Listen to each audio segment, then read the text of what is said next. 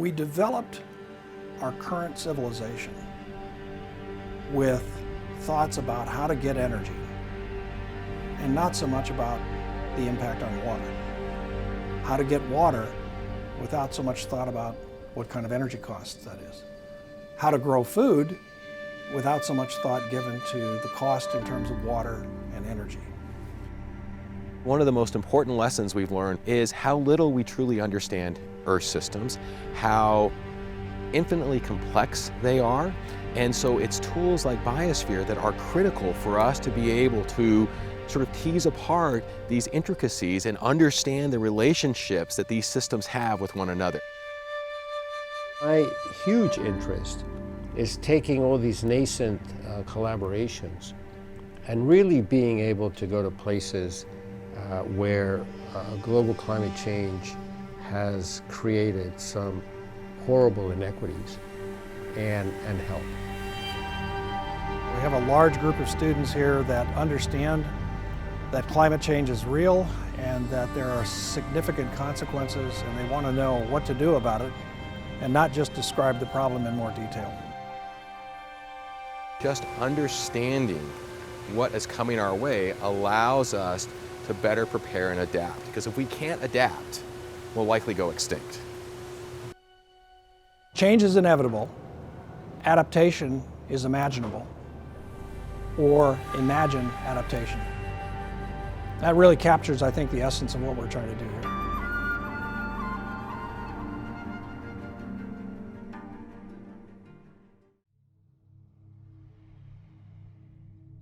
So Arizona is an unusual place in that we have throughout the state scarcity of water, an increasing scarcity of water, an abundance of renewable energy resources that could have a significant impact on that issue, a robust and vibrant agricultural economy, and a large population that would like very much to be able to continue to live a resilient and vibrant lifestyle in this area.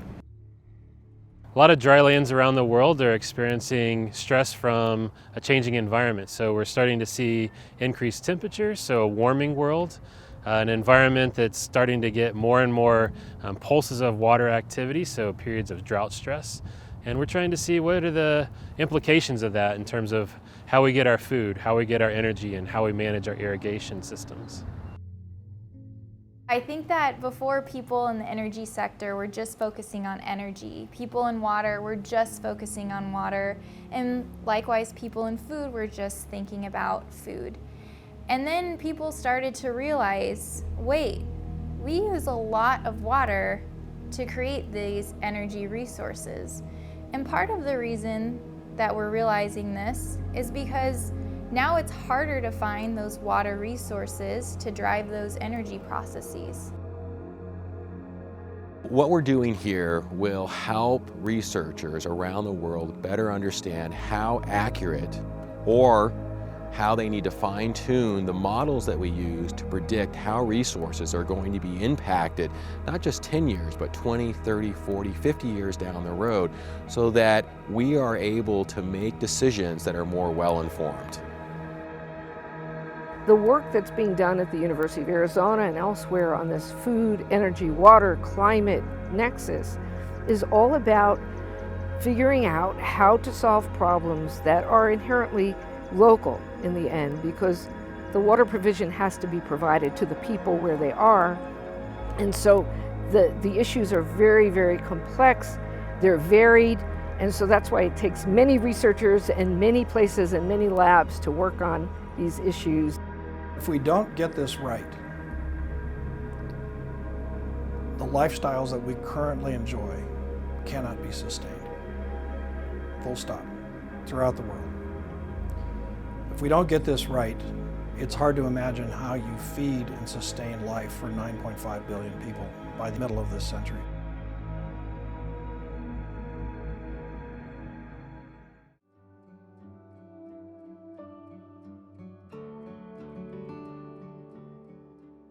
Arizona and West are really the epitome of the energy and water nexus. Arizona, large agricultural population, And 30% of all the energy used in our state is to pump groundwater, move it across the states and distribute it for irrigation and for residential uses. Working locally has implications globally. If you have the opportunity to enter in those dialogues with a broader set of people. Worldwide, probably 80% of the world's population is more like here in Tucson, where there's water scarcity issues. World population is increasing, water is becoming more and more polluted, so finding pristine water sources is more and more scarce. That means that there's going to be more and more energy going into water treatment. Many people are interested in, okay, what have you done? What are your solutions, and how they may translate and transfer over to another area and vice versa. What I've found is even more impactful is if you spend some time learning about their situation, so you can really address the commonalities as well as the differences. And then you can stand up and say, well, in Tucson, we do underground banking of surface water, and this is how we do it. We ship water 336 miles all the way from Arizona's western border of California, all the way across the state here to Tucson. If you read the papers recently, you'll see that the federal government is stepping in to stabilize the levels in Lake Mead. And so if you're groundwater-based economy or groundwater-based utilities, where's your next drop of water going to come from? We're a very water-stressed place, an arid climate in the Southwest, so we don't have a lot of water resources to work with in the first place. And this has really pushed us to look at other sources of unconventional waters, like water from wastewater treatment plants. The main issues I'm trying to solve is trying to squeeze out as much water as possible from unconventional sources. And the unconventional sources I'm working on are the wastewater, effluent, trying to recycle water, so for the water we use for human consumption essentially, and desalination. And desalination can be either seawater desalination, so it's pretty established technologies, and inland desalination. So when you have brackish water sources inland, for example here in the southwest of the United States. My work really relates to it in kind of re-envisioning our water and wastewater resources and trying to pair them with specific needs. And so the idea is how can we take some of our impaired water resources that normally aren't very well utilized and clean it just to a good enough level so we can reuse it in our agricultural fields. We can put reverse osmosis membranes in the ocean and produce drinking water all day long. It just consumes a lot of energy. So we are trying to work into reducing the energy footprint. So this was a project we won in 2016. It was called the Water Innovation Challenge. And the concept was look forward 20, 30 years down the road, what is Arizona going to do to ensure the long-term stability of our water supplies? Our project was to pit potable reuse. We'll take water that's already been through a wastewater treatment facility, purify that water to make ultra pure water that can be used for bottled water purposes, drinking water purposes, and in this instance, we got brewers to make beer with that water. And so potable reuse allows us to continually recycle and reuse that same water over and over again. The silos within academia are low at the University of Arizona. I think they're becoming lower everywhere. And then the silos of academia versus real world, no longer being viewed as the ivory tower, but understanding the real world and understanding that we need to talk a lot about engagement. We need to engage each other. It's a two-way street. And so understanding that the concept is transdisciplinary now, is that you talk to the stakeholders, you talk to the experts, and you hear what their issues are, and they help you define your research questions.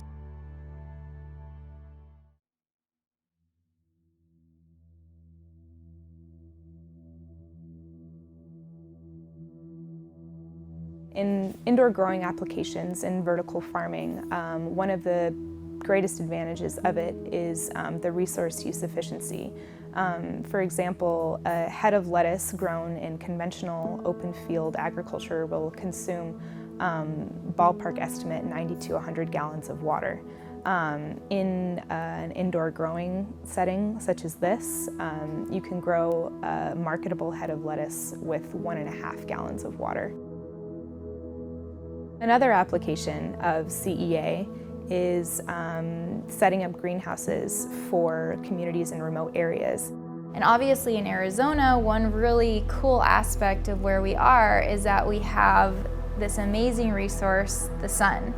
And we have a huge amount of solar energy that could really be better tapped into.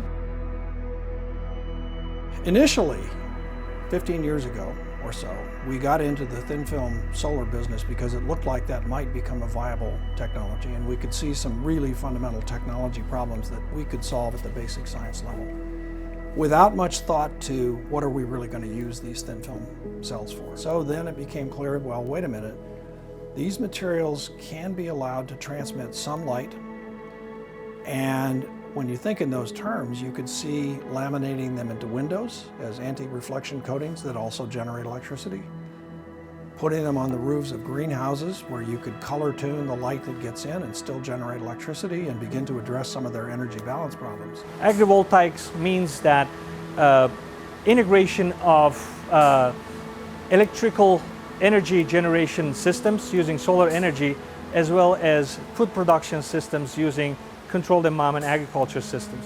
The thin film materials have about a 1% cost compared to the more conventional materials, and so that allows you to make huge sheets for the same amount of money that you can make a small set of panels. And then all of a sudden it gets really exciting because now you've introduced some new technical constraints that you've got to go back to the molecular level and think about. What is the color of the solar cell? How do I maximize its efficiency when it's a little bit thinner? What are the other manufacturing problems that you get into when the films are that thin? And so right now the major challenge in thin film is how do we print all of these layers and how do we encapsulate them to try and shield them from reacting with the environment as much as possible while still keeping our price points low. We need information about their durability and what kind of environment do they create relative to the plant requirements, because plants demand for certain environment to be able to grow optimally. And that brings the questions about what type of light intensities we have for plants, what type of spectrum or light qualities we have plants. Maybe for bees that are pollinating the plants, they require specific environments. We're generating that sort of data. We're generating data on power generating capabilities of these technologies. How we can maybe improve the efficiency of these technologies is what we are really focusing on.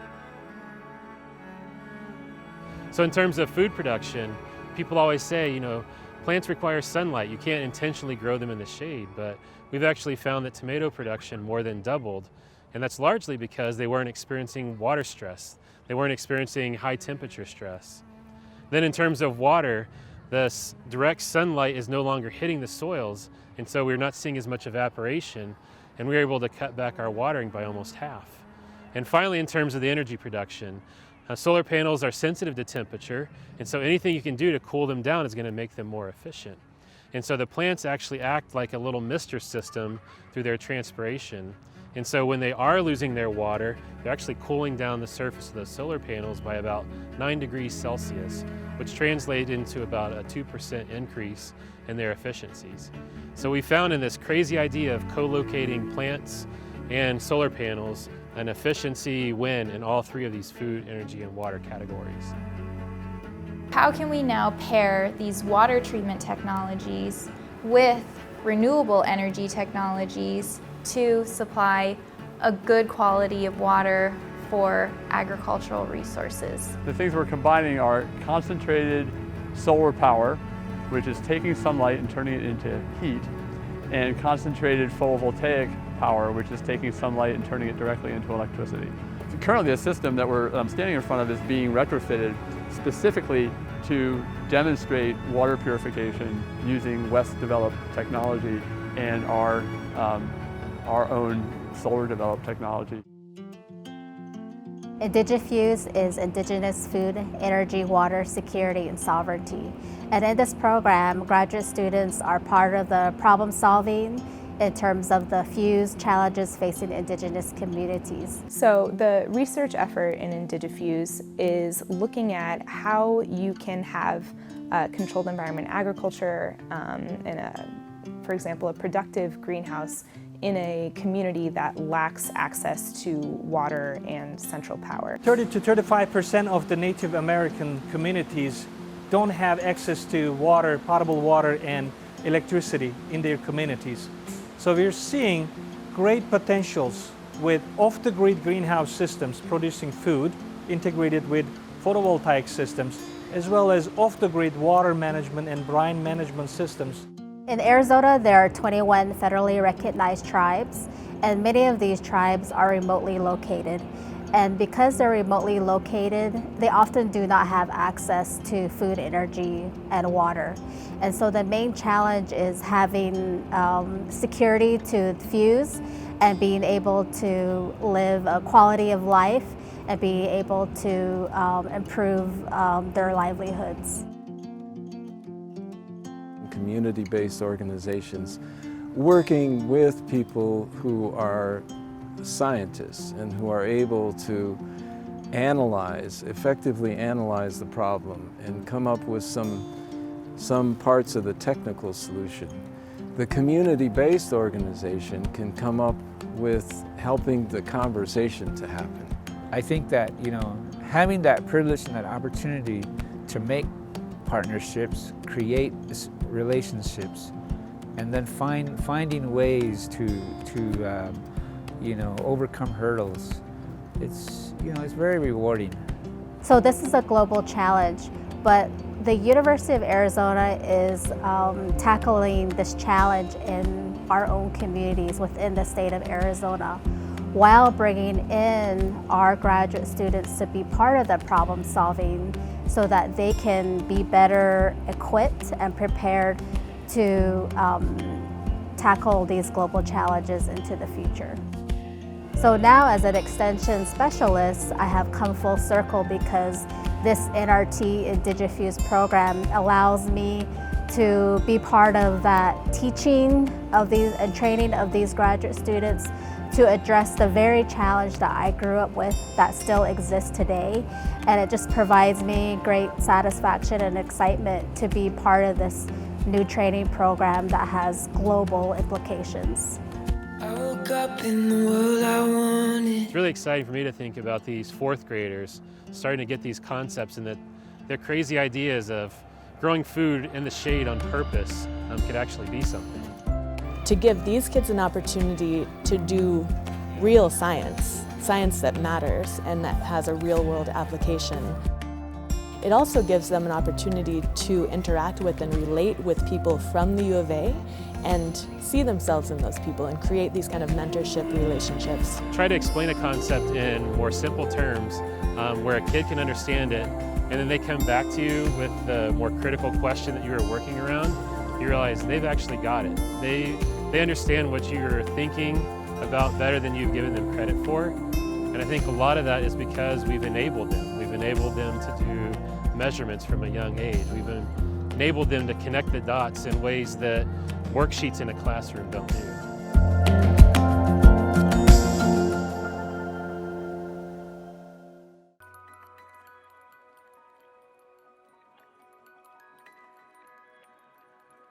Biosphere 2 is a remarkable facility, not only from the ecological standpoint, but also the engineering standpoint. It was created in the late 80s, early 90s with the intentions of trying to better understand ecological systems and how they interact with one another. The Biosphere 2 and all these other research facilities that the university has, we're able to do this intersection of hydrology and ecology and atmospheric sciences and how all those physical and human sciences come together. There is no facility like this one that can do the experiments at scale and at the same time with a fair amount of control. Today we have a remarkable opportunity to use this as one of the largest controlled environments to study climate change and the impacts it's going to have on various systems. Biosphere 2 is the perfect place where Food, energy, water come together. Oftentimes we study these in isolations, but here at Biosphere 2, these systems are integrated completely. And so not only can we tease them apart, but we can look at them as a whole as well. So it's the perfect location to be able to understand and study this term Nexus and how they come together. And we have a facility that has the biggest tank, the biggest ocean, where we can control the temperature of the ocean up and down. We can control actually the acidity of the ocean. We have all kinds of controls on it. This ocean system is remarkable in the sense that it is one of the largest, if not the largest, experimental marine tank that will be dedicated specifically to understanding the resiliency of corals and coral communities and how those communities are going to respond to future climate change. This nexus, this idea of food, energy, and water come together completely here. We think about reefs around the world and the important role that they play. So not only do they have an extremely important ecological role, but they also have a vital social and cultural role as well. So what we're looking at are the particular species that can withstand the waters that will exist 30 to 50 years from now. That's a big deal. And I don't think we can do that anywhere else but at the biosphere. The design that you see here in front of you is actually a structure that is 330 square meters as a surface area, and it is set up as a zero order catchment. This trough that you see here in front of me is actually the convergence zone. Today we're actually raining on the system, and so we can control all of the environmental variables, one of which is rain, but the other would be temperature, gas composition. What you can't see is embedded in this material here is nearly 1,800 sensors and samplers. So we know very precisely what is going on within the soil profile at various depths. This year, towards the end of it, we're actually going to add vascular plants to the system. And we're going to look at how does the addition of this very complex biological input change the dynamics of the hydrologic cycle that we've been observing for the past 3 years. We're inside the tropical rainforest of Biosphere 2. This is a remarkable system in that originally it was modeled after a region that you'd find in South America, but there are a few plant species from other rainforests around the world. Today we have nearly 100 species that are interacting with one another in a confined soil column. And what's really exciting for our research team is that now we can subject this to changes in temperature, moisture, or gas composition and look at how this system as a whole responds. You can't do this anywhere else. The Biosphere 2 rainforest, the ocean, or the Landscape Evolution Observatory are all vital components to the scientific toolbox. They're essentially that missing link that allows us to bridge between what people are doing and researchers are doing in the laboratory to what researchers are observing in the field. And it's this tool that allows us to bridge that in part to allow us to better understand why we are observing what we're seeing at a much larger scale. There's no other facility in the world that allows you to control the conditions and experiment with the systems in a way that you can here in Biosphere 2. Biosphere has a scale where the observations are closer to those where you have no control, but where it's a real world. So that's the power of the biosphere.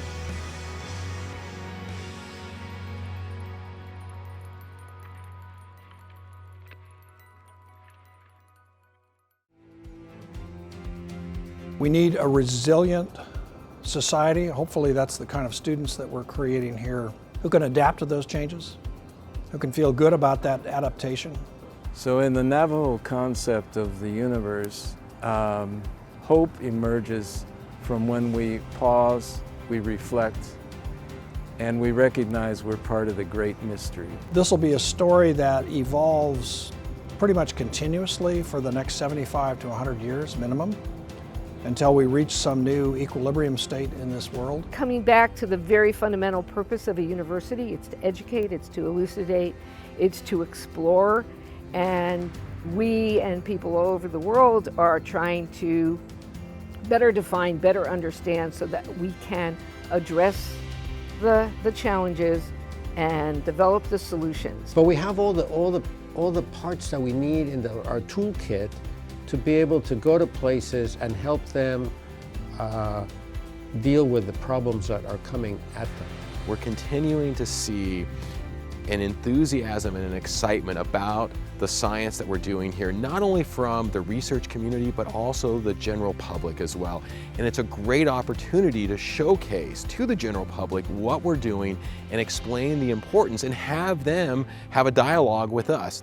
Right now is such a great time to be part of the Nexus, because there are so many enriching synergies that have come out of it. There is real optimism here, but it's going to require that we work together across disciplinary boundaries in ways that we haven't done before. It's an icon of possibilities. You can bring in people from all over the world and just have them stare at the building and say, we should try something. And they'll say, great. You know, it's, yeah, it's a world of possibilities.